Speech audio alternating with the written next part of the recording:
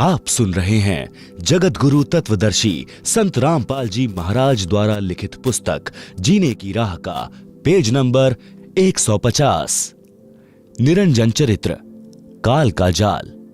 परमेश्वर कबीर जी ने बताया है कि धर्मदास, मैं तेरे को धर्म यानी धर्मराय काल का जाल समझाता हूं। काल निरंजन ने श्री कृष्ण में प्रवेश करके गीता का ज्ञान दिया, उसको कर्म योग उत्तम बताकर युद्ध करवाया, ज्ञान योग से उसको भ्रमित किया। अर्जुन तो पहले ही नेक भाषा बोल रहा था, जो ज्ञान था। कह रहा था कि युद्ध करके अपने ही कुल के भतीजे, भाई, साले, ससुर, चाचे ताऊ को मारने से अच्छा तो भीख मांगकर निर्वाह कर लेंगे। मुझे ऐसे राज्य की आवश्यकता नहीं जो पाप से प्राप्त हो। उसको डरा धमकाकर युद्ध करवाकर नरक का भागी बना दिया। ज्ञान योग का बहाना कर कर्म योग पर जोर देकर महापाप करा दिया। अनुराग सागर के पृष्ठ 155 का सारांश। धर्मदास जी ने प्रश्न किया कि हे प्रभु, आपने काल जाल समझाया, अब यह बताने की कृपा करें कि जीव को आपकी प्राप्ति के लिए क्या करना चाहिए। सतगुरु कबीर जी वचन। भक्त के 16 गुण यानी आभूषण। परमेश्वर कबीर जी ने कहा कि हे धर्मदास, भव सागर यानी काल लोक से निकलने के लिए भक्ति की शक्ति की आवश्यकता होती है। परमात्मा प्राप्ति के लिए जीव में 16 लक्षण अनिवार्य हैं। इनको आत्मा के 16 सिंगार यानी आभूषण भी कहा जाता है। ज्ञान, विवेक, सत्य, संतोष, प्रेम भाव, धीरज, निर्दोषा यानी धोखा रहित, दया, क्षमा, शील, निष्कर्मा, त्याग, बैराग, शांति निज धर्मा, भक्ति कर निज जीव उबारे, मित्र सम सब को चित धारे। भावार्थ, परमात्मा प्राप्ति के लिए भक्त में कुछ लक्षण विशेष होने चाहिए। ये 16 आभूषण अनिवार्य हैं। तत्व ज्ञान, विवेक, सत्य भाषण, परमात्मा के दिए में संतोष करें और उसको परमेश्वर की इच्छा जाने, प्रेम भाव से भक्ति करें तथा अन्य से भी मृदु भाषा में बात करें, धैर्य रखें, सद्गुरु ने जो ज्ञान दिया है उसकी सफलता के लिए हौसला रखें, फल की जल्दी ना करें, किसी के साथ दगा यानी धोखा नहीं करें, दया भाव रखें। भक्त तथा संत का आभूषण क्षमा भी है, शत्रु को भी क्षमा कर देना चाहिए। शील स्वभाव होना चाहिए, भक्ति को निष्काम भाव से करें, सांसारिक लाभ प्राप्ति के उद्देश्य से नहीं करें। त्याग की भावना बहुत अनिवार्य है। वैराग्य होना चाहिए, संसार को असार तथा अपने जीवन को अस्थायी जानकर परमात्मा के प्रति विशेष लगाव होना मोक्ष में अति आवश्यक है। भक्त का विशेष गुण शांति होती है, यह भी अनिवार्य है। भक्ति करना यानी भक्ति करके अपने जीव का कल्याण कराएं। प्रत्येक व्यक्ति के साथ मित्र के समान व्यवहार करना चाहिए। ये उपरोक्त गुण होने के पश्चात सत्य लोक जाया जाएगा। इनके अतिरिक्त गुरु की सेवा, गुरु पद्धति में विश्वास रखें। परमात्मा की भक्ति और संत समागम करना अनिवार्य है। आप सुन रहे हैं जगत गुरु तत्वदर्शी संत रामपाल जी महाराज द्वारा लिखित पुस्तक जीने की राह का पेज नंबर 151। अनुराग सागर के पृष्ठ 156 तथा पृष्ठ 157 का सारांश। इन पृष्ठों पर भी यही ज्ञान है और विषय विकार त्यागना चाहिए, तब भक्ति सफल होगी। अनुराग सागर के पृष्ठ 158, 159 का सारांश। परमेश्वर ने बताया है कि उपदेशी को चाहिए कि 15वें दिन कोई धार्मिक अनुष्ठान यानी पाठ कराना चाहिए। यदि 15 दिन में नहीं करा सकता है तो महीने में अवश्य कराए। निर्धन के लिए कहा है कि यदि कोई रंक हो तो वर्ष में 2 बार कराए या वर्ष में 1 बार अवश्य कराए। यदि वर्ष में नहीं कराएगा तो वह भक्त साकट यानी भक्ति भावहीन कहलावेगा। 1 वर्ष में भी पाठ करवाएं तो उसके जीव को मोक्ष में धोखा नहीं। कबीर नाम श्रद्धा से जपे यानी गर्व के साथ कबीर जी का नाम लें। शर्म नहीं करें कि यह भी कोई परमात्मा का नाम है। ऐसे कहने वालों से डरे नहीं, शर्मावे नहीं, और इसके साथ साथ तेरा यानी धर्मदास नाम भी आदर से कहें। भावार्थ है कि आदरणीय धर्मदास के साथ परमात्मा रहे, उनको सत्यलोक लेकर गए, अपना यथार्थ परिचय दिया। धर्मदास जी ने अपने आंखों देखा, कानों परमेश्वर से सुना, आध्यात्मिक ज्ञान, कबीर सागर, कबीर बानी, कबीर बीजक, कबीर शब्दावली को लिखकर मानव समाज पर महान उपकार किया है। इसलिए धर्मदास जी की महिमा भी करनी चाहिए। भक्त को चाहिए कि भक्ति साधना तथा मर्यादा का पालन अंतिम श्वास तक करे। जैसे शूरवीर युद्ध के मैदान में या तो मार देता है या स्वयं वीर गति को प्राप्त हो जाता है, वह पीछे कदम नहीं हटाता। संत तथा भक्त का रण क्षेत्र भक्ति मंत्र जाप तथा मर्यादा है। जो शिष्य गुरु से विमुख हो जाता है, नाम खंडित कर देता है, तो स्वाभाविक ही वह गुरु में कुछ दोष निकालेगा, जिस कारण से नरक में अग्नि कुंड में गिरेगा। यदि गुरु विमुख होकर भक्ति छोड़ देता है तो उसको भी बहुत हानि होती है। उदाहरण, जैसे इन्वर्टर को चार्जिंग पर लगा रखा है, वह चार्ज हो रहा है। यदि बीच में चार्जर निकाल लिया जाए तो वह इन्वर्टर जितना चार्ज हो गया था उतनी देर लाभ देगा, फिर अचानक सर्व सुविधाएं बंद हो जाएंगी। इसी प्रकार उस शिष्य की दशा जाने। गुरु शरण में रहकर मर्यादा में रहते हुए जितने दिन भक्ति की वह शक्ति आत्मा में जमा हो गई, उतनी आत्मा चार्ज हो गई। जिस दिन गुरु जी से विमुख हो गया, उसी दिन से भक्ति की शक्ति आनी बंद हो जाती है। यदि गुरु विमुख यानी गुरु से विरोध करके गुरु त्याग देना होकर भी उसी गुरु द्वारा बताई गई साधना मंत्र आदि करता है तो कोई लाभ नहीं होता। जैसे बिजली का कनेक्शन कट जाने के पश्चात पंखे, मोटर, बल्ब के स्विच यानी बटन दबाते रहो, न पंखा चलेगा न बल्ब जलेगा। यही दशा गुरु विमुख साधक की होगी, फिर नरक का भागी होगा। कबीर परमेश्वर जी ने कहा है कि मानुष जन्म पाकर खोवे, सतगुरु विमुखा युग युग रोवे। गुरु विमुख जीव कतहु न बचे, अग्नि कुंड में जरबर नाचे। कोटि जन्म विषधर को पावे, विष ज्वाला सही जन्म गमावे। बिष्टा माही क्रमी जन्म धरई, कोटि जन्म नरक ही परही। आप सुन रहे हैं जगत गुरु तत्वदर्शी संत रामपाल जी महाराज द्वारा लिखित पुस्तक जीने की राह का पेज नंबर 152। भावार्थ, गुरु को त्याग देने वाला जीव बिल्कुल नहीं बचेगा। नरक स्थान पर अग्नि के कुंडों में जल बल यानी उबल उबल कर कष्ट पाएगा। वहां अग्नि के कष्ट से नाचेगा यानी उछल उछल कर अग्नि में गिरेगा। फिर करोड़ों जन्म विषधर यानी सर्प की जूनी यानी शरीर को प्राप्त करेगा। सर्प के अपने अंदर के विष की गर्मी बहुत परेशान करती है।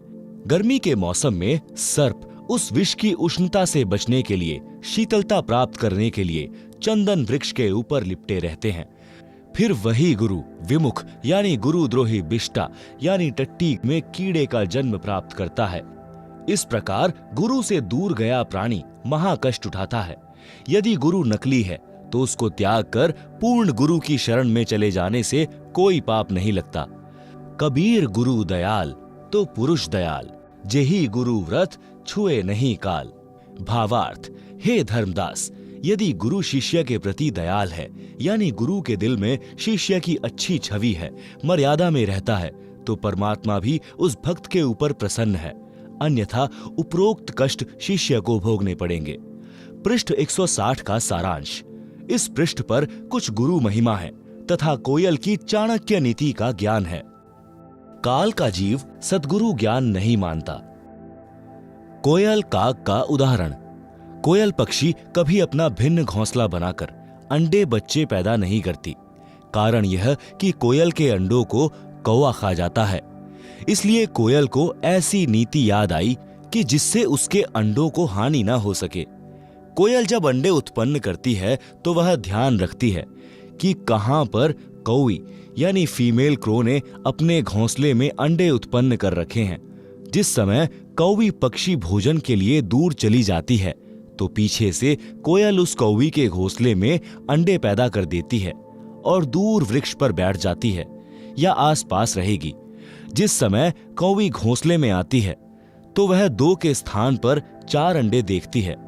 वह नहीं पहचान पाती कि तेरे अंडे कौन से हैं, अन्य के कौन से हैं, इसलिए वह चारों अंडों को पोषण करके बच्चे निकाल देती है। कोयल भी आसपास रहती है। अब कोयल भी अपने बच्चों को नहीं पहचानती है, क्योंकि सब बच्चों का एक जैसा रंग यानी काला रंग होता है। जिस समय बच्चे उड़ने लगते हैं तब कोयल निकट के अन्य वृक्ष पर बैठकर कुहू कुहू की आवाज लगाती है। कोयल की बोली कोयल के बच्चों को प्रभावित करती है। कौवे वाले मस्त रहते हैं। कोयल की आवाज सुनकर कोयल के बच्चे उड़कर कोयल की ओर चल पड़ते हैं। कोयल कुहू कुहू करती हुई दूर निकल जाती है। साथ ही कोयल के बच्चे भी आवाज से प्रभावित हुए कोयल के पीछे पीछे दूर चले जाते हैं। कौवी विचार करती है कि ये तो गए सो गए, जो घोंसले में हैं उनको संभालती हूं कि कहीं कोई पक्षी हानि न कर दे। यह विचार करके कौवी लौट आती है। इस प्रकार कोयल के बच्चे अपने कुल परिवार में मिल जाते हैं। आप सुन रहे हैं जगत गुरु तत्वदर्शी संत रामपाल जी महाराज द्वारा लिखित पुस्तक जीने की राह का पेज नंबर 153। परमेश्वर कबीर जी ने धर्मदास को समझाया है कि हे धर्मदास, तेरा पुत्र नारायण दास काग यानी काल का बच्चा है। उसके ऊपर मेरे प्रवचनों का प्रभाव नहीं पड़ा। आप दयाल यानी करुणामय सत्पुरुष के अंश हो। आपके ऊपर मेरी प्रत्येक वाणी का प्रभाव हुआ और आप खींचे चले आए। काल के अंश नारायण दास पर कोई असर नहीं हुआ। यही कहानी प्रत्येक परिवार में घटित होती है। जो अंकुरी हंस यानी पूर्व जन्म के भक्ति संस्कारी, जो किसी जन्म में सद्गुरु कबीर जी के सत्य कबीर पंथ में दीक्षित हुए थे परंतु मुक्त नहीं हो सके, वे किसी परिवार में जन्मे हैं। सतगुरु की कबीर जी की वाणी सुनते ही तड़फ जाते हैं। आकर्षित होकर दीक्षा प्राप्त करके शिष्य बनकर अपना कल्याण कराते हैं। उसी परिवार में कुछ ऐसे भी होते हैं जो बिल्कुल नहीं मानते। अन्य जो दीक्षित सदस्य हैं उनका भी विरोध तथा मजाक करते हैं। वे काल के अंश हैं।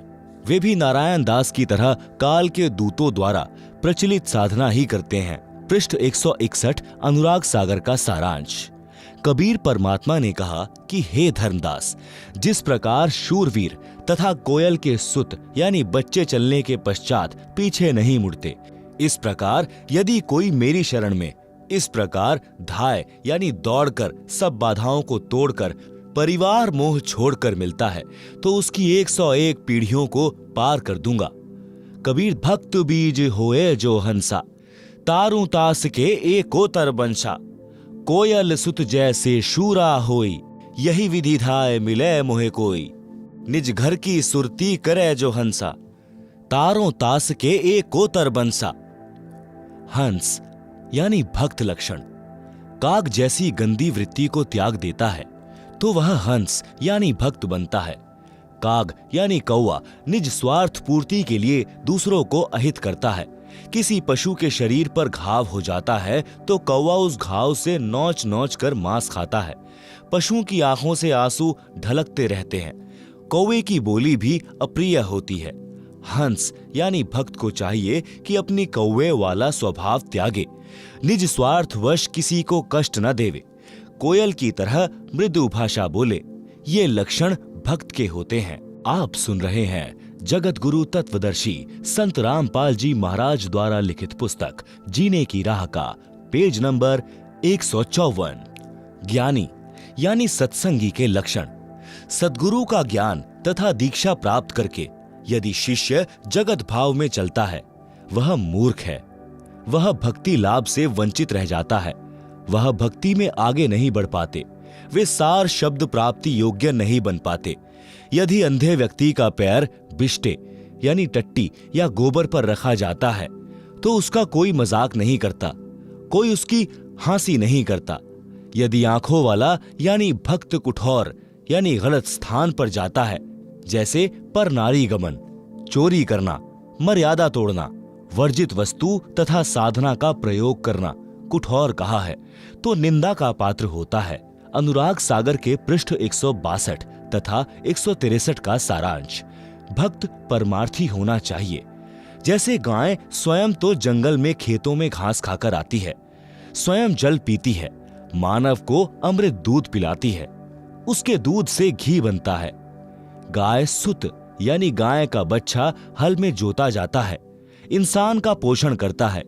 गाय का गोबर भी मनुष्य के काम आता है। मृत्यु उपरांत गाय के शरीर के चमड़े से जूती बनती है, जो मानव के पैरों को कांटों कंकरों से रक्षा करती है।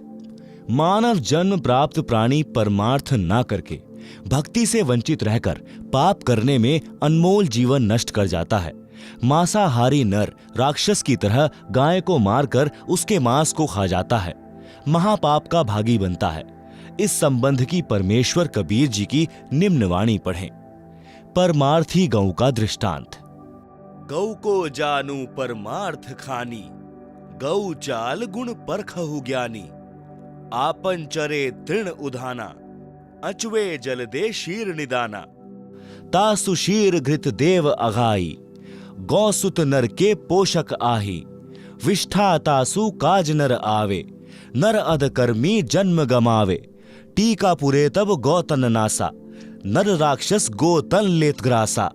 चामता सुतन अति सुखदाई, एतिक गुण इक गोतन भाई। परमार्थी संत लक्षण। गौ सम संत गहे यह बानी, तो नहीं काल करे जिवहानी। नरतन लहियस बुद्धि होई, सतगुरु मिले अमर है सोई।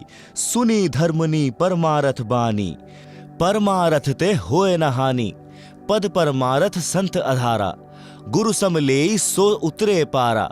सत्य शब्द को परिचय पावे, परमारथ पद लोक सिधावे। सेवा करे विसारे आपा, आपा थाप अधिक संतापा। यह नर अश्चातुर बुद्धि माना, गुण शुभ कर्म कहे हम ठाना। ऊंचा कर्म अपने सिर लीना, अवगुण कर्म पर सिर दीन्हा। तात होए शुभ कर्म विनाशा, धर्मदास पद गहो विश्वासा। आशा एक नाम की राखे, निज शुभ कर्म प्रगट नहीं भाके। गुरु पद रहे सदा लौलीना, जैसे जलहीन विसरत मीना। गुरु के शब्द सदा लौलावे, सत्य नाम निष्दिन गुण गावे। जैसे जलहीन विसरे मीना, ऐसे शब्द गहे पर वीना। पुरुष नाम को अस पर भाऊं, हंसा बहुरी न जगमह आऊं। निश्चय जाए पुरुष के पासा, कूर्म कला पर खहूं धर्मदासा। आप सुन रहे हैं जगत गुरु तत्वदर्शी संत रामपाल जी महाराज द्वारा लिखित पुस्तक जीने की राह का पेज नंबर 155। भावार्थ। परमेश्वर कबीर जी ने धर्मदास जी के माध्यम से मानव मात्र को संदेश व निर्देश दिया है। कहा है कि मानव को गाय की तरह परमार्थी होना चाहिए। जिनको सद्गुरु मिल गया है वे तो अमर हो जाएंगे, घोर अघों यानी पापों से बच जाएंगे। सेवा करें तो अपनी महिमा की आशा न करें।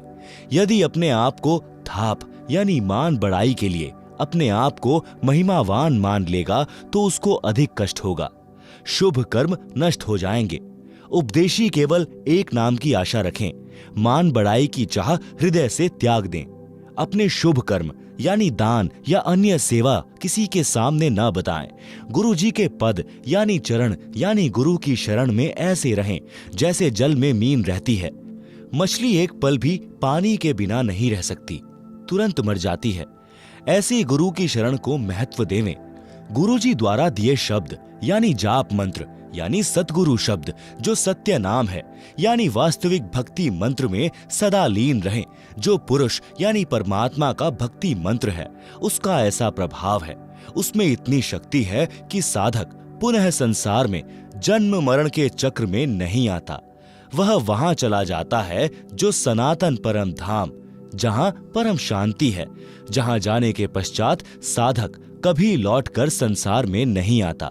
यही प्रमाण श्रीमद् भगवद गीता अध्याय 18 श्लोक 62 में है। गीता ज्ञान दाता ने कहा है कि हे अर्जुन, तू सर्व भाव से उस परमेश्वर की शरण में जा। उस परमेश्वर की कृपा से ही तू परम शांति को तथा सनातन परम धाम यानी शाश्वतम स्थानम को प्राप्त होगा। अध्याय 18 श्लोक 62। गीता अध्याय 15 श्लोक 4 में गीता ज्ञान दाता ने कहा है कि तत्व ज्ञान प्राप्ति के पश्चात परमेश्वर के उस परम पद की खोज करनी चाहिए जहां जाने के पश्चात साधक लौटकर कभी संसार में नहीं आता। जिस परमेश्वर ने संसार रूपी वृक्ष की रचना की है उसी की भक्ति करो। अध्याय 15 श्लोक 4। गीता ज्ञान दाता ने अपनी नाशवान अर्थात जन्म मरण की स्थिति गीता अध्याय 2 श्लोक 12, अध्याय 4 श्लोक 5-9 में तथा अध्याय 10 श्लोक 2 में स्पष्ट है कि हे अर्जुन, तेरे और मेरे बहुत जन्म हो चुके हैं, तू नहीं जानता, मैं जानता हूं। पाठक जनों, गीता से स्पष्ट हुआ कि गीता ज्ञान दाता यानी काल ब्रह्म है जो श्री कृष्ण जी के शरीर में प्रवेश करके बोल रहा था, नाशवान है, जन्म मरण के चक्र में है, तो उसके उपासक की भी यही स्थिति होती है। इसलिए गीता अध्याय 18 श्लोक 62 तथा अध्याय 15 श्लोक 4 में वर्णित लाभ प्राप्त नहीं हो सकता। दूसरी बात यह सिद्ध होती है कि गीता ज्ञान दाता से कोई अन्य समर्थ तथा सर्व लाभदायक परमेश्वर है जिसकी शरण में जाने के लिए गीता ज्ञान दाता यानी काल ब्रह्म ने कहा है। वह परमेश्वर कबीर बंदी छोड़ जी है। उन्होंने अपनी महिमा स्वयं ही कही है जो आप जी कबीर सागर में पढ़ रहे हैं। परमेश्वर ने अनुराग सागर पृष्ठ 13 पर कहा कि सत्य पुरुष द्वारा रची सृष्टि के विषय में बताई कथा का साक्षी किसको बनाऊं, क्योंकि सबकी उत्पत्ति बाद में हुई है, पहले अकेले सत्पुरुष थे। यहाँ पर विवेक करने की बात यह है कि कबीर जी को ज्ञान कहां से हुआ, जब सृष्टि रचना के समय कोई नहीं था। इससे स्वसिद्ध है कि ये स्वयं पूर्ण परमात्मा सृष्टि के सृजनहार हैं। जिन महान आत्माओं को परमेश्वर कबीर जी मिले हैं उन्होंने भी यही साक्ष्य दिया है कि अनंत कोटि ब्रह्मांड का एक रति नहीं भार, सतगुरु पुरुष कबीर है कुल के सिरजनहार। आप सुन रहे हैं जगत गुरु तत्वदर्शी संत रामपाल जी महाराज द्वारा लिखित पुस्तक जीने की राह का पेज नंबर 156। भावार्थ इस वाणी से ही स्पष्ट है। कूर्म कला परखो धर्मदासा का भावार्थ है कि जैसे कूर्म यानी कछुआ आपत्ति के समय अपने मुख तथा पैरों को अपने अंदर छुपाकर निष्क्रिय हो जाता है, आपत्ति टलने के तुरंत पश्चात अपने मार्ग पर चल देता है, इसी प्रकार भक्त को चाहिए कि यदि सांसारिक व्यक्ति आपके भक्ति मार्ग में बाधा उत्पन्न करे तो उसको उलटकर जवाब न देकर अपनी भक्ति को छुपाकर सुरक्षित रखें। सामान्य स्थिति होते ही फिर उसी गति से साधना करें।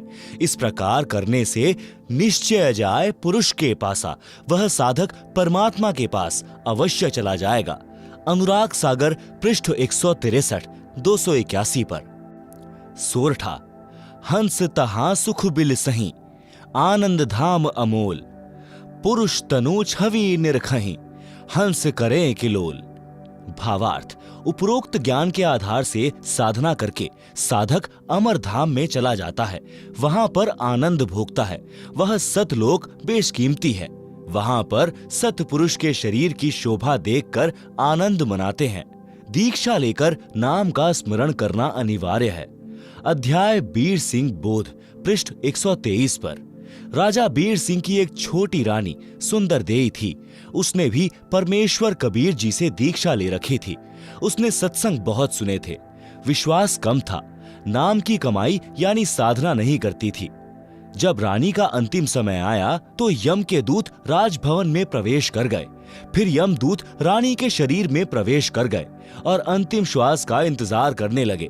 उसी समय रानी सुंदर देई के शरीर में बेचैनी हो गई। यमदूत दिखाई देने लगे। राजा ने रानी से पूछा कि क्या बात है। रानी ने कहा कि मुझे राजपाट, महल, आभूषण कुछ भी अच्छा नहीं लग रहा है। रानी ने कहा कि साधु भक्तों को बुलाकर परमात्मा की चर्चा कराओ। साधु तथा भक्त आकर परमात्मा की चर्चा तथा भक्ति करने लगे। उससे कोई लाभ नहीं हुआ। रानी के शरीर में कष्ट और बढ़ गया। अर्ध अर्ध यानी आधा श्वास चलने लगा। श्वास खींच खींच कर आने जाने लगा। हृदय कमल को त्याग कर जीव भयभीत होकर त्रिकुटी की ओर भागा। यमदूतों ने चारों ओर से घेर लिया। चारों यमदूतों ने जीव को घेर कर कहा कि आप चलो, हरि यानी प्रभु ने तुम्हें बुलाया है। तब रानी के जीव को सत्संग वचन याद आए। उसने यमदूतों से कहा कि हे बटपार, हे जालिमों, तुम यहाँ कैसे आ गए? हमारा सतगुरु हमारा मालिक है, आप हमें नहीं ले जा सकते। मेरे सतगुरु धनी यानी मालिक ने मुझे नाम दिया है, मेरे गुरुजी आएंगे तो मैं जाऊंगी। यह बात सुनकर यम के दूत बोले कि यदि आपका कोई खसम यानी धनी है तो उसको बुलाओ, नहीं तो हमारे साथ परमात्मा के दरबार में चलो। जीव ने कहा कि धरनी आकाश से नगर नियारा, तहां निवाजै धनी हमारा। अगम शब्द जब भाखे नाऊं, तब यम जीव के निकट नहीं आऊं। आप सुन रहे हैं जगत गुरु तत्वदर्शी संत रामपाल जी महाराज द्वारा लिखित पुस्तक जीने की राह का पेज नंबर 157। भावार्थ। पहले तो रानी को विश्वास नहीं हो रहा था कि जो सद्गुरु जी सत्संग में ज्ञान सुना रहे हैं वह सत्य है। वह सोचती थी कि यह केवल कहानी है, क्योंकि सब नौकर नौकरानी आज्ञा मिलते ही दौड़े आते थे। मन मर्जी का खाना खाती थी, सुंदर वस्त्र आभूषण पहनती थी। उसने सोचा था कि ऐसे ही आनंद बना रहेगा। यह तो पूर्व जन्म की बैटरी चार्ज थी। वर्तमान में चार्जर मिला यानी नाम मिला तो चालू नहीं किया यानी साधना नहीं की। जब बैटरी की चार्जिंग समाप्त हो जाती है, बैटरी डाउन हो जाती है, तो सर्व सुविधाएं बंद हो जाती हैं। फिर न पंखा चलता है न बल्ब जगता है। बटन दबाते रहो, कोई क्रिया नहीं होती। इसी प्रकार जीव का पूर्व जन्म की भक्ति का धन यानी चार्जिंग समाप्त हो जाती है तो सर्व सुविधाएं छीन ली जाती हैं। जीव को नरक में डाल दिया जाता है। तब उसको अक्ल आती है। उस समय वक्त हाथ से निकल चुका होता है। केवल पश्चाताप और रोना शेष रह जाता है। रानी सुंदर देई ने सत्संग सुन रखा था। पूर्ण सद्गुरु से दीक्षा ले रखी थी। नाम की कमाई नहीं की थी। वह गुरुद्रोही नहीं हुई थी। गुरु निंदा नहीं करती थी। रानी ने सद्गुरु को याद किया कि हे सद्गुरु, हे मेरे धनी, मेरे को यमदूतों ने घेर रखा है, मुझ दासी को छुड़ावो। मैंने आपकी दीक्षा ले रखी है। आज मुझे पता चला कि ऐसी आपत्ति में न पति, न पत्नी, न बेटा बेटी, भाई बहन, राजा प्रजा कोई सहायक नहीं होता। रानी के जीव ने हृदय से सद्गुरु को पुकारा। तुरंत सद्गुरु कबीर जी वहां उपस्थित हुए। रानी ने दौड़कर सद्गुरु देव जी के चरण लिए। उसी समय यमदूत भागकर हरि यानी धर्मराज के पास गए और बताया कि उसका सद्गुरु आया तो वहां पर प्रकाश हो गया। जीव ने सत सुकृत नाम जपा था। उसको इतना ही याद था। इस कारण से उसको यमदूतों से छुड़वाया तथा पुनः जीवन बढ़ाया। तब रानी ने दिल से भक्ति की। फिर सद्गुरु कबीर जी ने पुनः सतनाम सार नाम दिया। उसकी कमाई की। संसार असार दिखाई देने लगा। राज, धन, परिवार पराया दिखाई दे रहा था। जाने का समय निकट लग रहा था। इस कारण से रानी ने तन मन धन सतगुरु चरणों में समर्पित करके भक्ति की तो सत्यलोक में गई। वहां परमेश्वर यानी सत्य पुरुष ने रानी के जीव के सामने अपने ही दूसरे रूप सतगुरु से प्रश्न किया कि हे कड़िहार यानी तारणहार, मेरे जीव को यमदूतों ने कैसे रोक लिया? सतगुरु रूप में कबीर जी ने कहा कि हे परमेश्वर, इसने दीक्षा लेकर भक्ति नहीं की, इस कारण से इसको यमदूतों ने घेर लिया था। मैंने छुड़वाया। परमेश्वर कबीर जी ने जीव से कहा कि आपने भक्ति क्यों नहीं की? सत्यलोक में कैसे आ गई? आप सुन रहे हैं जगत गुरु तत्वदर्शी संत रामपाल जी महाराज द्वारा लिखित पुस्तक जीने की राह का पेज नंबर 158। प्रमाण कबीर सागर अध्याय मोहम्मद बोध पृष्ठ 20, 21 तथा 22 पर दशमुकामी रेखता। आपका ज्ञान सत्य लगा। आपको पुकारा, आपने मेरी रक्षा की, फिर मेरे को वापस जीवन दिया गया। तब मैंने दिलो जान से आपकी भक्ति की। पूर्ण दीक्षा प्राप्त करके आपकी ही कृपा से, गुरु जी के सहयोग से मैं यहाँ आपके चरणों में पहुंच पाई हूँ। सत्यलोक में जाकर भक्त अन्य भक्तों के पास भेज दिया जाता है। सुंदर अमर शरीर मिलता है। बहुत बड़ा आवास महल मिलता है। विमान आंगन में खड़ा है। सिद्धियां आदेश का इंतजार करती हैं। तुरंत विद्युत की तरह सक्रिय होती हैं। जैसे बिजली का बटन यानी स्विच दबाते ही बिजली से चलने वाला यंत्र तुरंत कार्य करने लगता है, ऐसे वहां पर वचन का बटन यानी स्विच है। जो वस्तु चाहिए बोलिए, वस्तु पदार्थ आपके पास उपस्थित होगा। जैसे भोजन खाने की इच्छा होते ही आपके भोजन स्थल पर गतिविधि प्रारंभ हो जाएगी। थाली गिलास रखे जाएंगे। कुछ देर में खाने की इच्छा बनी तो सिद्धि से उठकर रसोई में रखे जाएंगे। मिनट पश्चात इच्छा हुई तो भी उसी समय व्यवस्था हो जाएगी। घूमने की इच्छा हुई तो विमान में गतिविधि महसूस होगी। विमान के निकट जाते ही द्वार खुल जाएगा, विमान स्टार्ट हो जाएगा। जहां जिस द्वीप में जाने की इच्छा होगी, विचार करने पर विमान उसी ओर उड़ चलेगा। इच्छा करते ही ताजे ताजे फल वृक्षों से तोड़कर लाकर आपके समक्ष रख दिए जाएंगे। सत्यलोक की नकल यह काल लोक है। इसी तरह स्त्री पुरुष परिवार हैं। सत्यलोक में दो तरह से संतानों की उत्पत्ति होती है, शब्द से तथा मैथुन से। वह हंस पर निर्भर करता है। वचन से संतानोत्पत्ति वाला क्षेत्र सत्पुरुष के सिंहासन के चारों ओर है। नर नारी से परिवार वाला क्षेत्र उसके बाद में है। वचन से संतान उत्पन्न करने वाले केवल नर ही उत्पन्न करते हैं। सत्यलोक में वृद्धावस्था नहीं है। नर नारी वाले क्षेत्र में लड़के तथा लड़कियां दोनों उत्पन्न करते हैं, विवाह करते हैं। केवल वचन से जो बच्चे उत्पन्न होते हैं वे काल लोक से मुक्त होकर गए जीव जन्म लेते हैं, फिर कभी नहीं मरते न वृद्ध होते। जो सत्यलोक में मुक्त होकर जाते हैं उनको सर्वप्रथम सत्य पुरुष जी के दर्शन कराए जाते हैं। उस समय उसका ही वही स्वरूप रहता है जैसा पृथ्वी से आता है, परंतु वृद्ध नीचे से गया तो वहां सत्पुरुष के सामने उसी अवस्था व स्वरूप में जाता है। उसका प्रकाश 16 सूर्यों के प्रकाश जितना हो जाता है। उसके पश्चात उसको उस स्थान पर भेजा जाता है जो सबसे भिन्न है।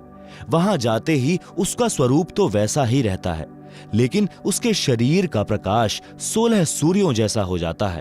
परंतु यदि वृद्ध नीचे से गया है तो युवा अवस्था हो जाती है।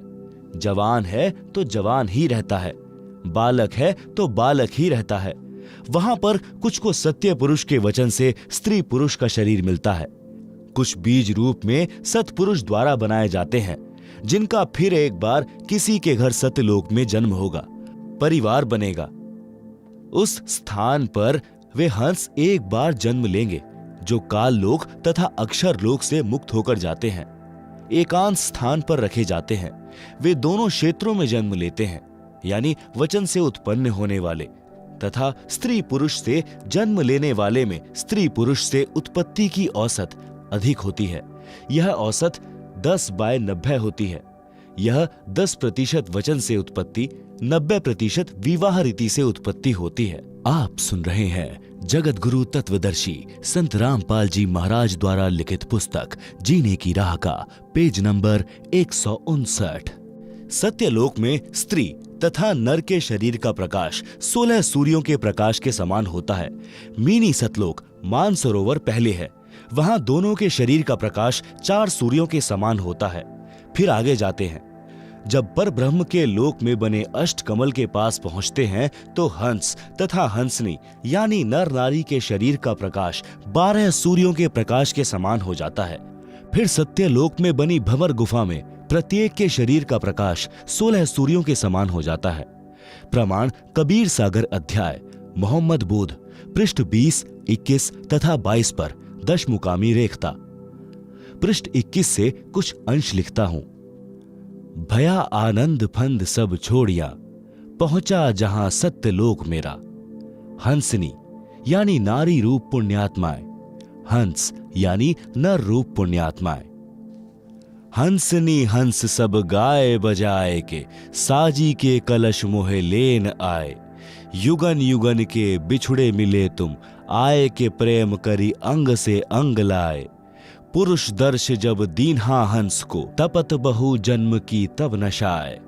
पलिट कर रूप जब एक सा कीन्हा, मानो तब भानु षोडश यानी 16 उगाए।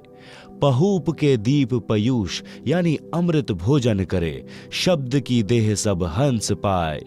पुष्प का सहरा हंस और हंसनी, सच्चिदानंद सिर छत्र छाए। दीपें बहु दामिनी दमक बहु भांति की, जहां घन शब्द को घमोड़ लाए। लगे जहां बरसने घन घोर के उठत, तहां शब्द धुनि अति सोहाय। सुन सोहै हंस हंसनी युद्ध, यानी जोड़े झुंड, है एक ही नूर एक रंग रागे। करत विहार यानी सैर, मन भावनी मुक्ति में, कर्म और भ्रम सब दूर भागे। रंक और भूप यानी राजा, कोई परख आवे नहीं, करत कोलाहल बहुत पागे। काम और क्रोध मद लोभ अभिमान सब, छाड़ी पाखंड सत शब्द लागे। पुरुष के बदन यानी शरीर, कौन महिमा कहूं जगत में, उपमा कछु नाही पाई। चंद और सूर यानी सूर्य गण ज्योति लागे नहीं, एक ही नख यानी नाखून प्रकाश भाई। परवाना जिन नाद वंश का पाइया, पहुंचिया पुरुष के लोक जाई। कह कबीर यही भांति सो पाई हो, सत्य पुरुष की राह सो प्रगट गाई। आप सुन रहे हैं जगत गुरु तत्वदर्शी संत रामपाल जी महाराज द्वारा लिखित पुस्तक जीने की राह का पेज नंबर 160। भावार्थ। इस अमृतवाणी में स्पष्ट है कि परमेश्वर कबीर जी सद्गुरु रूप में पृथ्वी से धर्मदास जी को लेकर सतलोक को चले तो रास्ते में 9 स्थान आए, जैसे नासूत, मलकूत, यह फारसी में शब्द है। इन 7 आसमानों के पार अचिंत विष्णु लोक आदि के पार जब सतलोक में पहुंचा तो धर्मदास जी कह रहे हैं कि मेरे को सत्कार के साथ लेने को सत्यलोक के हंस यानी नर, हंसनी यानी नारी, गाते नाचते ढोल आदि साज बाज बजाते हुए स्त्रियां सिर के ऊपर कलश रखकर लेने आए। उनके शरीर का प्रकाश 16 सूर्यों के समान था। मेरे शरीर का प्रकाश भी उनके शरीर के प्रकाश के समान 16 सूर्यों के समान हो गया। जो पृथ्वी लोक से मोक्ष प्राप्त करके हंस जाता है, वह पुहब द्वीप में ले जाया जाता है। वहां सर्व सुख है, वह सत्यलोक का हिस्सा है। परंतु सर्वप्रथम नीचे से गए मोक्ष प्राप्ति जीव को पोहब द्वीप में रखा जाता है। यहाँ का दृश्य बताया जा रहा है। यहाँ से इसका जन्म अन्य स्थानों में परिवार में होता है। इसके पश्चात उस स्थान का वर्णन है जहाँ नर नारी से उत्पत्ति होकर परिवार बनता है, जहाँ पर नर नारी के जोड़ों के समूह सुख से बैठे बातें करते हैं, बादल गरजते हैं, फव्वार पड़ती है। यह भिन्न स्थान है जहां सतलोक निवासी पिकनिक के लिए जाते हैं। कुछ स्थान ऐसे हैं जहां न बादल दिखाई देता है, वर्षा हो रही होती है। दीक्षा के पश्चात साधक को क्या करना चाहिए, उसकी जानकारी पवित्र कबीर सागर के अध्याय धर्म बोध में भी है। कृपा पढ़े अध्याय धर्म बोध का सारांश। कबीर सागर में 33वां अध्याय धर्म बोध पृष्ठ 177 1521 पर है। इस अध्याय में परमेश्वर कबीर जी ने धर्म करने का विशेष ज्ञान बताया है। यह भी स्पष्ट किया है कि कबीर परमेश्वर के सच्चे पंथ में दिन में 3 बार संध्या की जाती है। संध्या का अर्थ है 2 वक्त का मिलन। एक संध्या सुबह उससे दिन और रात्रि का मिलन होता है। रात्रि विदा होती है, दिन का शुभारंभ होता है। दूसरी संध्या दिन के 12 बजे होती है। उस समय चढ़ते दिन का दोपहर पूरा होता है, ढलते दिन की शुरुआत होती है। यह मध्य दिन की संध्या है। तीसरी संध्या शाम के समय होती है। उस समय दिन और रात्रि का मिलन होता है। वैसे आम जन शाम को संध्या करते हैं। संध्या का अर्थ परमात्मा की स्तुति करना भी होता है। वेदों में प्रमाण है कि जो जगत का तारणहार होगा वह 3 बार की संध्या करता तथा करवाता है। सुबह और शाम पूर्ण परमात्मा की स्तुति, आरती तथा मध्य दिन में विश्व के सब देवताओं की स्तुति करने को कहता है। प्रमाण: ऋग्वेद मंडल नंबर 8 सूक्त 1 मंत्र 29 में तथा यजुर्वेद अध्याय 19 मंत्र 26 में है। कबीर सागर में धर्म बोध अध्याय में पृष्ठ 177 पर भी यही प्रमाण है। सांझ सकार मध्या संध्या तीनों काल, धर्म कर्म तत्पर सदा, कीजय सुरति संभाल। आप सुन रहे हैं जगत गुरु तत्वदर्शी संत रामपाल जी महाराज द्वारा लिखित पुस्तक जीने की राह का पेज नंबर 161। भावार्थ, भक्तजनों को चाहिए कि तीनों काल यानी समय की संध्या करें। सांझ यानी शाम को सकार यानी सुबह तथा मध्याह्न यानी दोपहर यानी दिन के मध्य में संध्या करते समय सुरति यानी ध्यान आरती में बोली गई वाणी में रहें और धर्म के कार्य में सदा तैयार रहें, आलस नहीं करें। धर्म बोध पृष्ठ 178 1522 पर। कबीर कोटिन कंटक घेरी, ज्यों नित्य क्रिया निज कीन्ह, सुमिरन भजन एकांत में, मन चंचल गहलीन। भावार्थ, भक्त के ऊपर चाहे करोड़ों कष्ट पड़े, परंतु अपनी नित्य की क्रिया यानी तीनों समय की संध्या अवश्य करनी चाहिए तथा चंचल मन को रोककर एकांत में परमात्मा की दीक्षा वाले नाम का जाप करें। कबीर भक्तों अरु गुरु की सेवा कर श्रद्धा प्रेम सहित, परम प्रभु यानी सत्य पुरुष ध्या वही, करी अतिशय मन प्रीत। भावार्थ, अपने गुरुदेव तथा सत्संग में या घर पर आए भक्तों की सदा आदर के साथ सेवा करें। श्रद्धा तथा प्रेम से सेवा करनी चाहिए। परम प्रभु यानी परम अक्षर पुरुष की भक्ति अत्यधिक प्रेम से करें। भक्त जति तथा सती होनी चाहिए। जति के लक्षण, पुरुष यति सो जानिए, निज त्रिया तक विचार, माता बहन पुत्री सकल और जग की नार। भावार्थ, यति पुरुष उसको कहते हैं जो अपनी स्त्री के अतिरिक्त अन्य स्त्री में पति पत्नी वाला भाव न रखे, पर स्त्री को आयु अनुसार माता, बहन या बेटी के भाव से जाने। सती स्त्री के लक्षण, स्त्री सो जो पतिव्रत धर्म धरे, निज पति सेवत जोए, अन्य पुरुष सब जगत में पिता भ्रात सुत होए, अपने पति की आज्ञा में रहे, निज तन मन से लाग, पिया विपरीत ना कछु करे, तात्रिया को बड़ भाग। भावार्थ, सती स्त्री उसको कहते हैं जो अपने पति से लगाव रखे, अपने पति के अतिरिक्त संसार के अन्य पुरुषों को आयु अनुसार पिता, भाई तथा पुत्र के भाव से देखे यानी बरते, अपने पति की आज्ञा में रहे, मन तन से सेवा करे, कोई कार्य पति के विपरीत ना करे। आप सुन रहे हैं जगत गुरु तत्वदर्शी संत रामपाल जी महाराज द्वारा लिखित पुस्तक जीने की राह का पेज नंबर 162। दान करना कितना अनिवार्य है। कबीर साहब कहते हैं, मनोकामना बिहाय के हर्ष सहित करे दान, ताका तन मन निर्मल होए पाप की हान। यज्ञ दान बिन गुरु के निष्दिन माला फेर, निष्फल वह करनी सकल सतगुरु भाख्या टेर। प्रथम गुरु से पूछिए कीजय काज बहोर, सो सुखदायक होत है मिटे जीव का खोर। भावार्थ, कबीर परमेश्वर जी ने बताया है कि बिना किसी मनोकामना के जो दान किया जाता है वह दान दोनों फल देता है। वर्तमान जीवन में कार्य की सिद्धि भी होगी तथा भविष्य के लिए पुण्य जमा होगा, और जो मनोकामना पूर्ति के लिए किया जाता है वह कार्य सिद्धि के पश्चात समाप्त हो जाता है। बिना मनोकामना पूर्ति के लिए किया गया दान आत्मा को निर्मल करता है, पाप नाश करता है। पहले गुरु धारण करो, फिर गुरुदेव जी के निर्देश अनुसार दान करना चाहिए। बिना गुरु के कितना ही दान करो और कितना ही नाम स्मरण की माला फेरो, सब व्यर्थ प्रयत्न है। यह सद्गुरु पुकार पुकार कर कहता है। प्रथम गुरु की आज्ञा लें, तब अपना नया कार्य करना चाहिए। वह कार्य सुखदायक होता है तथा मन की सब चिंता मिटा देता है। कबीर साहब कहते हैं, अभ्यागत आगम निरखी, आदर मान समेत, भोजन छाजन बित यथा, सदा काल जो देत। भावार्थ, आपके घर पर कोई अतिथि आ जाए तो आदर के साथ भोजन तथा बिछावना अपनी वित्तीय स्थिति के अनुसार सदा देना चाहिए।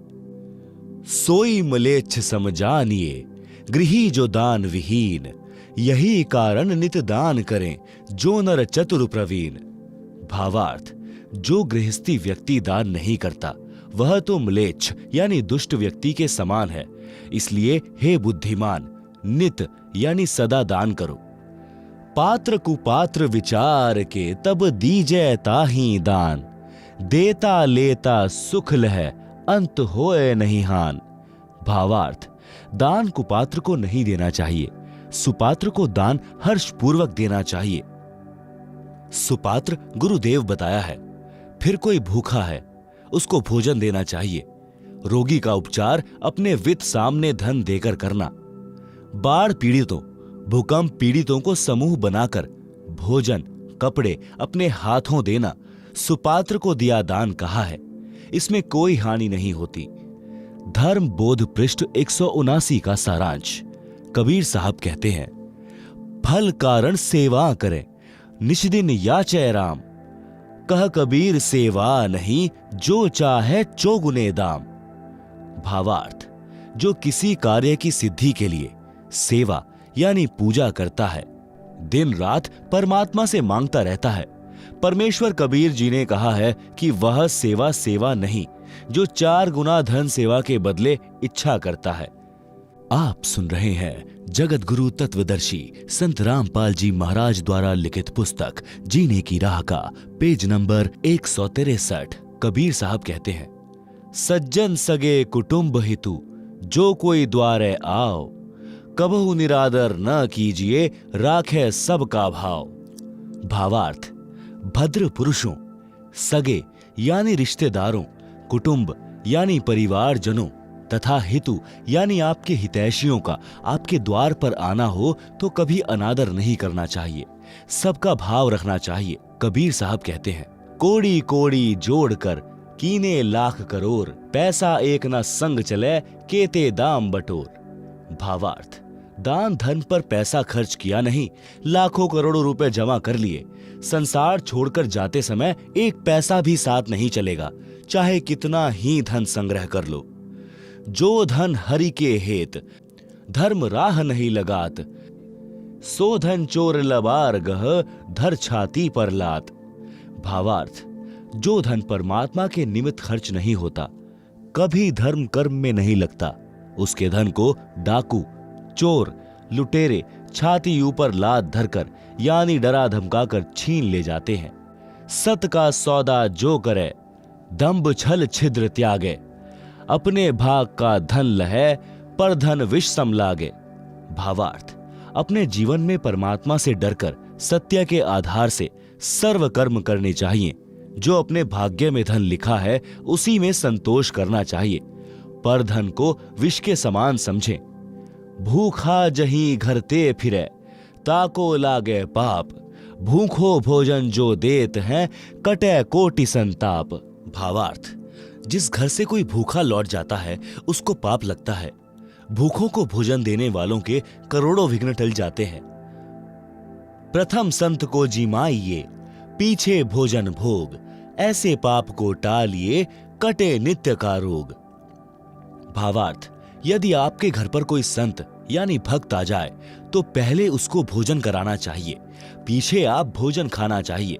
इस प्रकार अपने सिर पर नित्य आने वाले पाप के कारण कष्ट को टालना चाहिए।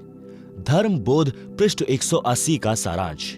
कबीर साहब कहते हैं, यद्यपि उत्तम कर्म करी रहे रहित अभिमान, साधु दे की सिर नावते करते आदर मान। भावार्थ, अभिमान त्याग कर श्रेष्ठ कर्म करने चाहिए। संत भक्त को आता देखकर शीश झुकाकर प्रणाम तथा सम्मान करना चाहिए।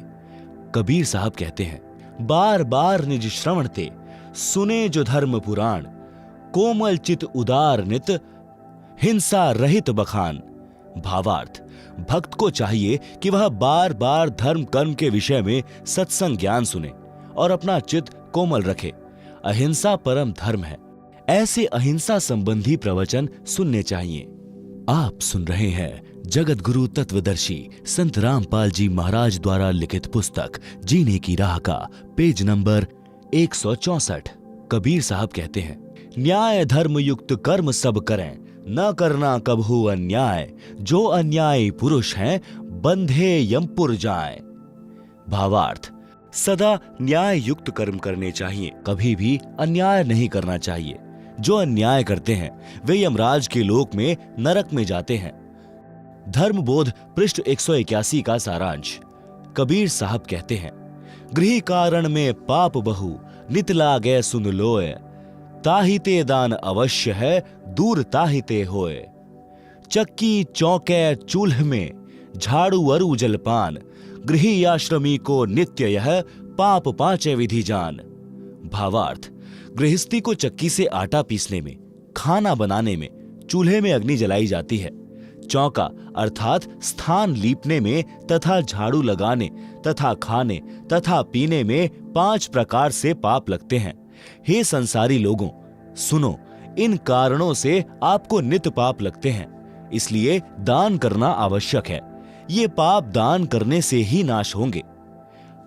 कबीर साहब कहते हैं, कछु कटे सत्संग ते, कछु नाम के जाप, कुछ संत के दर्शते, कछु दान प्रताप। भावार्थ, भक्त के पाप कई धार्मिक क्रियाओं से समाप्त होते हैं। कुछ सत्संग वचन सुनने से, ज्ञान यज्ञ के कारण, कुछ नाम के जाप से, कुछ संत के दर्शन करने से तथा कुछ दान के प्रभाव से समाप्त होते हैं। जैसे वस्त्र पहनते हैं, मिट्टी धूल लगने से मैले होते हैं, उनको पानी साबुन से धोया जाता है। इसी प्रकार नित्य कार्य में पाप लगना स्वाभाविक है। इसी प्रकार वस्त्र की तरह सत्संग वचन, नाम स्मरण, दान व संत दर्शन रूपी साबुन पानी से नित्य धोने से आत्मा निर्मल रहती है, भक्ति में मन लगा रहता है। कबीर साहब कहते हैं, जो धन पाए न धर्म करत, ना ही सद्व्यवहार, सो प्रभु के चोर हैं, फिरते मारो मार। भावार्थ, जो धन परमात्मा ने मानव को दिया है, उसमें से जो दान नहीं करते और ना अच्छा आचरण करते हैं, वे परमात्मा के चोर हैं, जो माया जोड़ने की धुन में मारे मारे फिरते हैं। संत गरीबदास जी ने भी कहा है कि जिन हर की चोरी करी और गए राम गुण भूल, ते विधना बागुल किए रहे ऊर्ध मुख झूल।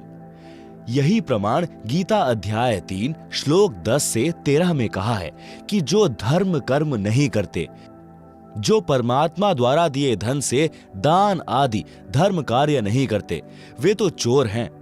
वे तो अपना शरीर पोषण के लिए ही अन्न पकाते हैं, धर्म में नहीं लगाते, वे तो पाप ही खाते हैं।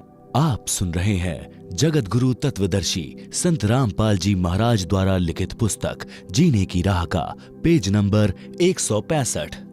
बच्चों को शिक्षा अवश्य दिलानी चाहिए। कबीर साहब कहते हैं, मात पिता सो शत्रु हैं, बाल पढ़ावे नाही, हंसन में बगुला यथा, तथा अनपढ़ सो पंडित माही। भावार्थ, जो माता पिता अपने बच्चों को पढ़ाते नहीं, वे अपने बच्चों के शत्रु हैं। अशिक्षित व्यक्ति शिक्षित व्यक्तियों में ऐसा होता है जैसे हंस पक्षियों में बगुला। यहां पढ़ाने का तात्पर्य धार्मिक ज्ञान कराने से है, सत्संग आदि सुनने से है। यदि किसी व्यक्ति को आध्यात्मिक ज्ञान नहीं है तो वह शुभ अशुभ कर्मों को नहीं जान पाता, जिस कारण से वह पाप करता रहता है। जो सत्संग सुनते हैं उनको संपूर्ण कर्मों का तथा अध्यात्म का ज्ञान हो जाता है। वह कभी पाप नहीं करता। वह हंस पक्षी जैसा है जो सरोवर से केवल मोती खाता है, जीव जंतु मछली आदि आदि नहीं खाता। इसके विपरीत अध्यात्म ज्ञानहीन व्यक्ति बुगले पक्षी जैसे स्वभाव का होता है। बुगला पक्षी मछली, कीड़े मकोड़े आदि आदि जल के जंतु खाता है। शरीर से दोनों हंस पक्षी तथा बगुला पक्षी एक जैसे आकार तथा सफेद रंग के होते हैं। उनको देखकर नहीं पहचाना जा सकता, उनके कर्मों से पता चलता है। इसी प्रकार तत्व ज्ञान युक्त व्यक्ति शुभ कर्मों से तथा तत्व ज्ञानहीन व्यक्ति अशुभ कर्मों से पहचाना जाता है। कबीर साहब कहते हैं, पहले अपने धर्म को भली भांति सिखलाए, अन्य धर्म की सीख सुनी भटकी बाल बुद्धि जाए। भावार्थ, बच्चों को या परिवार के अन्य सदस्यों को पहले अपने धर्म का ज्ञान पूर्ण रूप से कराना चाहिए। जिनको अपने धर्म यानी धार्मिक क्रियाओं का ज्ञान नहीं, वह बालक जैसी बुद्धि का होता है। वे अन्य धर्म पंथ की शिक्षा सुनकर भटक जाते हैं। जिनको अपने धर्म यानी पंथ का संपूर्ण ज्ञान है, वह भ्रमित नहीं होता। धर्म बोध पृष्ठ 182 का सारांश। कबीर साहब कहते हैं, जो कछु धन का लाभ हो, शुद्ध कमाई कीन, ता धन के 10वें अंश को अपने गुरु को दीन। 10वां अंश गुरु को दीजिए, अपना जन्म सफल कर लीजिए। भावार्थ, शुद्ध नेक कमाई से जो लाभ होता है उसका 10वां भाग अपने गुरुदेव को दान करना चाहिए। कबीर साहब कहते हैं, जे गुरु निकट निवास करे तो सेवा कर नित्य, जो कछु दूर बसे पल पल ध्यान से हित। भावार्थ, यदि गुरु जी का स्थान आपके निवास के निकट हो तो प्रतिदिन सेवा के लिए जाइए। यदि दूर है तो उनकी याद पल पल करनी चाहिए। इससे साधक का हित होता है, यानी लाभ प्राप्त होता है। कबीर साहब कहते हैं, छठे मास गुरु दर्शन करंते, कबहु न चुको हंस, गुरु दर्श अरु सत्संग, विचार सो उधरे जात है वंश। छठे मास ना करी सके, वर्ष में करो धाय, वर्ष में दर्शन नहीं करें, सो भक्त साकिट ठहराए। जय गुरु पर लोग गमन करे, सीख मानियो शीश, हरदम गुरु को साथ जानी, सुमरो नित जगदीश। गुरु मरामत जानियो, वस्त्र त्यागा स्थूल, सूक्ष्म देही गमन करी, खिला अमर वह फूल। सतलोक में बैठी कर गुरु निरखै तोहे, गुरु तजना और मानिए, अध्यात्म हानि होए। गुरु के शिष्य की जगदीश करे सहाय, नाम जपै अरुदान धर्म में कबहु ना अलसाए। जैसे रवि आकाश से सबके साथ रहाए, उष्णता अरु प्रकाश को दूर ही ते पहुंचाए। ऐसे गुरु जहां बसे सब पर करे रजा, गुरु समीप जानकर सकल विकार करत लजा। आप सुन रहे हैं जगत गुरु तत्वदर्शी संत रामपाल जी महाराज द्वारा लिखित पुस्तक जीने की राह का पेज नंबर 166। भावार्थ, गुरु जी के दर्शन छठे महीने अवश्य करें। सत्संग और गुरु दर्शन से पूरा वंश मुक्त हो जाता है। यदि छठे मास दर्शन नहीं कर सकता तो वर्ष में बेसब्रा होकर यानी अति उत्साह के साथ दर्शन करने जाएं। यदि एक वर्ष में गुरु दर्शन नहीं करता है तो वह शिष्य भक्तिहीन माना जाता है। यदि गुरुजी सतलोक चले गए तो उनकी शिक्षा को आधार मानकर अपना धर्म कर्म करते रहिए। अपने गुरुदेव को पल पल अपने साथ समझकर परमेश्वर का भजन करो। जो गुरुजी ने दीक्षा मंत्र दिए हैं उनका जाप करते रहो। गुरुजी को मरा नहीं समझें। यह तो स्थूल शरीर त्यागा है। जैसे वस्त्र उतार दिए जाते हैं, शरीर तो सुरक्षित रहता है, इसी प्रकार स्थूल शरीर रूपी वस्त्र त्यागा है। नूरी शरीर से सतलोक चले गए हैं, वहां पर अमरत्व प्राप्त कर लिया है। आपका इंतजार कर रहे हैं। आप जी को भी तो जाना है। बिना मरे यानी स्थूल शरीर त्यागे सतलोक जाया नहीं जा सकता। यह तो शिष्यों को भी त्यागना है। फिर गुरुजी के शरीर त्यागने का शोक न करके उनके द्वारा बताई गई साधना करें तथा मर्यादा का पालन करते हुए अपना जीवन सफल बनाएं। गुरुदेव सतलोक में बैठकर आपको देख रहा होता है। गुरुजी के संसार छोड़कर जाने के पश्चात अन्य को गुरु रूप में नहीं देखना, नहीं तो भक्ति की हानि हो जाएगी। गुरुजी के उपदेशी शिष्य की परमेश्वर सहायता करता है। शिष्य को गुरुजी के बताए नाम, जाप तथा दान धर्म करने में कभी आलस नहीं करना चाहिए। जैसे सूर्य दूर आकाश से सबको उष्णता तथा प्रकाश प्रदान करता है, सबको अपने साथ दिखाई देता है, इसी प्रकार गुरुजी कहीं पर भी बैठा है, वहीं से अपने भक्तों पर कृपा करता है। गुरुजी को समीप तथा दृष्टा जानकर सब विषय विकारों को करने में शर्म करके परहेज करें।